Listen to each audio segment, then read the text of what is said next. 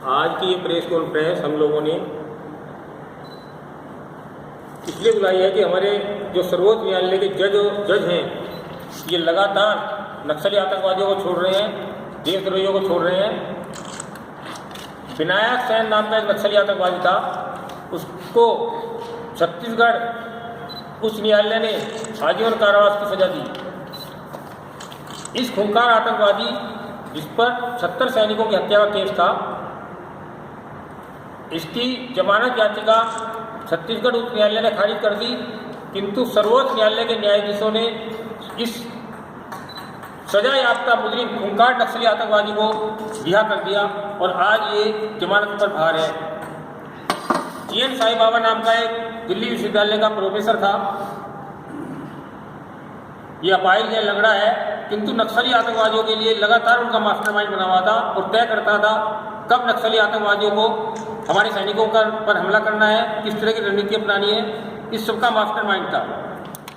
हमारे सर्वोच्च न्यायालय के न्यायाधीश श्री जे.एस. खेर ने इसको भी, जिसको महाराष्ट्र पुलिस ने गिरफ्तार किया हुआ था, जे.एस. खेर साहब ने इसको जमानत पर छोड़ दिया 2015 में।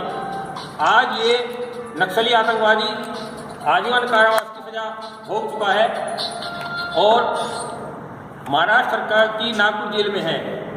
ऐसे नक्सली आतंकवादियों को लगातार ये सुप्रीम कोर्ट के जज छोड़ रहे हैं। ये निश्चय ही राष्ट्र की सुरक्षा के लिए बहुत बड़ा खतरा है। जिस्ता सी तलवार जो हिंदू मुस्लिमों में वैमनस्य फैला रही थी, फोर्ड फाउंडेशन की आड़ में आतंकवादियों को मानवाधिकार आयोग की आड़ में बचा रही थी, इस तीस्ता सी तलवार को भी सुप्रीम कोर्ट के हमारे न्यायाधीश महोदय कपिल सिब्बल के फोन पर जमानत देते हैं। जब इसको अपने हाई कोर्ट ने इसकी जमानत खारिज कर दी तो 1 घंटे के अंदर अंदर जब पुलिस पहुंचने वाली थी, हाई कोर्ट की जमानत के ठीक 1 घंटे के भीतर केस चल रहा था, कोई सुनवाई चल रही थी, उस केस के बीच में इसके वकीलों ने सुप्रीम कोर्ट में गुहार लगाई और उस केस के बीच में इसको जमानत दे दी गई। नंदिनी सुंदर नाम की एक नक्सली आतंकवादी है जिसने छत्तीसगढ़ में सलवा जड़ूम पर प्रतिबंध लगाया।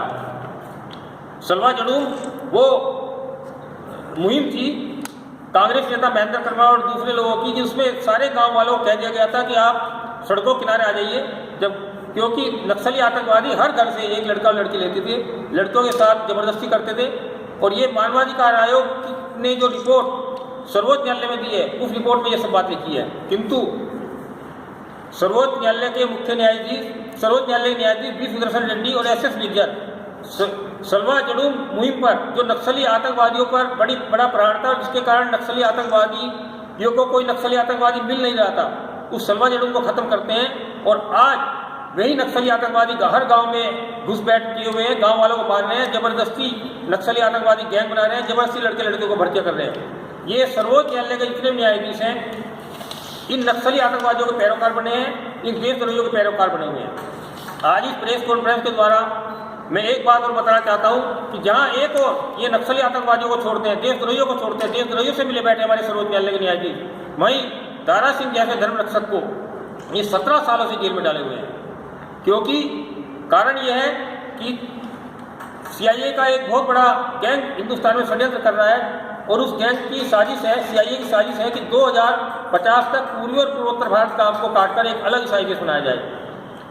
ग्राम स्टेफ नाम के शैतान को, जिसने हमारे धर्म रक्षक श्री दारा सिंह ने जिंदा जलाकर मारा था, मैं जब उड़ीसा की जेल में दारा सिंह के साथ बंद था तो दारा सिंह जी ने मुझे बताया कि जो पुरुलिया में हथियार गिराए गए थे वो इस ग्राम स्टेफ ने ही गिराए थे। इस ग्राम स्टेफ को ही उन हथियारों को उठाना था। पीटर बिलीच, किम डेवी नाम के अंग्रेज पादरी इस मामले में सजा याफ्ता हुए हैं। पीटर बिलीच को कलकत्ता में आजीवन कारावास की सजा हुई है, किंतु उसको भी अंग्रेज छुड़ा कर ले गए कि यहाँ की जेल अच्छी नहीं है।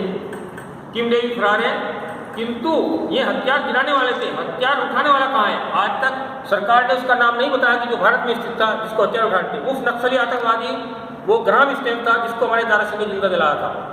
किंतु मेरे भाई और बहनों, ये जितने भी ग्राम स्टेप जैसे शैतान हैं, इन सबके पैरोकार सर्वोच्च न्यायालय के न्यायाधीश बने हुए हैं। आज 17 साल हो गए हमारे दारा सिंह को जेल में बंद किए हुए, एक दिन के लिए भी पैरोल नहीं दी। माता जी उनका देहांत हुआ, पिताजी का देहांत हुआ, उनके अस्थि विसर्जन के लिए घर में रखी है, किंतु दारा सिंह को रिहा करना दूर की बात है, पैरोल पर छोड़ना दूर की बात है। इसी तरह से ये हमारे संतों पर ही अत्याचार कर रहे हैं, हमारे संतों को भी हर तरह से सताया जा रहा है। आज आसाराम बापू हो, चाहे श्री श्री रविशंकर हो, इन न्यायालय के न्यायाधीशों के अत्याचार के शिकार हैं और ये चाहते हैं कि इनको चौपट किया जाए। दूसरी बात और मैं बताना चाहता हूँ कि अभी हाल ही में हनी ट्रैप का मामला करने वाली जो रूप जाल में फंसने वाली औरत है या महिला है, उसका नाम मीनू है, वो सर्वोच्च न्यायालय की वकील है, ऐसा बताया जा रहा है। उसने यही हनी ट्रैप या सीआईए के गैंगों ने यही हनी ट्रैप सर्वोच्च न्यायालय के न्यायाधीशों के ऊपर भी चला रखा है और इन न्यायाधीशों के द्वारा फंसे हुए इन हनी ट्रैप में, इन रूप जाल में फंसे हुए ये न्यायाधीश लगातार सीआईए के एजेंट नक्सली आतंकवादियों के समर्थन में फैसले दे रहे हैं। मैं हमारा सरकार से ये अनुरोध है कि इस रूप जाल में फंसे हुए जितने न्यायाधीश हैं, चाहे स्वतंत्र कुमार हो, चाहे गांगुली हो, चाहे और न्यायाधीश, सबका खुलासा भी इस लड़की के द्वारा जो अभी गिरफ्तार की गई है, हमारा मुकेश विनायक से अनुरोध है कि इस रूप जाल का के तिकड़ी को ये खत्म किया जाए और सर्वोच्च न्यायालय के जिन न्यायाधीश रूप जाल में फंसे हुए हैं उन न्यायाधीशों को भी बर्खास्त किया जाए और सर्वोच्च न्यायालय से इनको हटाया जाए। इसके साथ साथ मैं एक बात और बताना चाहता हूँ कि अभी हाल ही में हरित अधिकरण के न्यायाधीश महोदय ने, जिनका नाम स्वतंत्र कुमार है, रेत की खुदाई पर प्रतिबंध लगाया है। उन्होंने कहा है कि रेत के जितने भी ठेके जाएंगे यमुना की रेत खुदाई के, उनके लिए एनजीटी की परमिशन ली जाए और उसके लिए कानून बनाया जाए। आज तक वो कानून नहीं बनाया, किंतु ये कानून, जबकि न्यायाधीशों का काम है कानून के अंतर्गत काम करना, सरकार को बाध्य नहीं करना है कोई कानून बने, किंतु क्योंकि स्वतंत्र कुमार सीआईए के जाले फंसा हुआ है, एक महिला ने उसके ऊपर भी यौन शासन का आरोप लगा रखा है और इंदिरा जयसिंह जो सीआईए के एजेंट है, जो फोर्ड फाउंडेशन से पैसा प्राप्त करती है, वो इंदिरा जयसिंह उस लड़की की पैरोकारी कर रही है, उस लड़की की वकील है जिसने स्वतंत्र कुमार पर बलात्कार का आरोप लगाया, यौन शोषण का आरोप लगाया।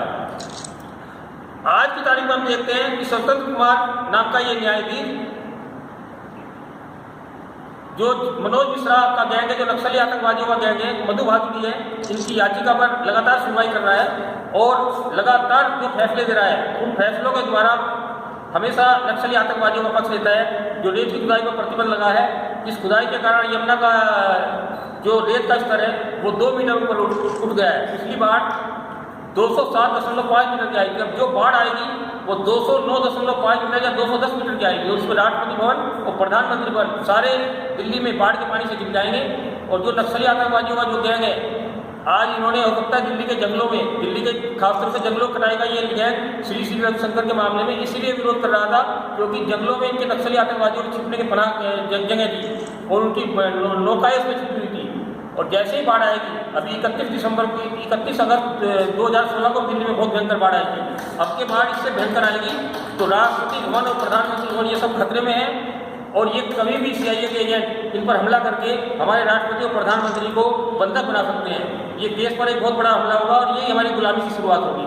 तो इसी तरह से कूड़े जलने पर जो प्रतिबंध लगा, जबकि कूड़े में कार्बन डाइऑक्साइड होती है और जो कूड़ा दबाने को कह रहा है उसमें भी मीथेन गैस प्राप्त होती है, CH4।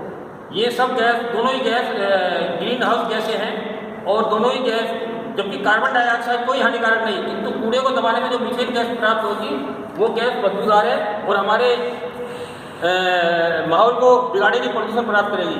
किंतु कूड़े का ढेर इसलिए बनाया जा रहा है कि आंधी के टाइम में इस कूड़े के ढेर में जो भलस्वा में इसमें आग लगाई जाएगी, ये सीआईए का गैंग आग लगाएगा और पूरी दिल्ली को आग के हवाले कर देगा। तो इस तरह से पूरी दिल्ली को नष्ट करने की साजिश रची जा रही है। मैं अपने श्री चंद्र प्रकाश कौशिक जी का, गंगाराम तिवारी जी का और भारतीय नौजवान इंकलाब पार्टी के श्री सतबीर गिरी जी का आभारी हूँ, जिन्होंने भी इस प्रेस कॉन्फ्रेंस में भाग लिया। जय हिंद, भारत माता की जय।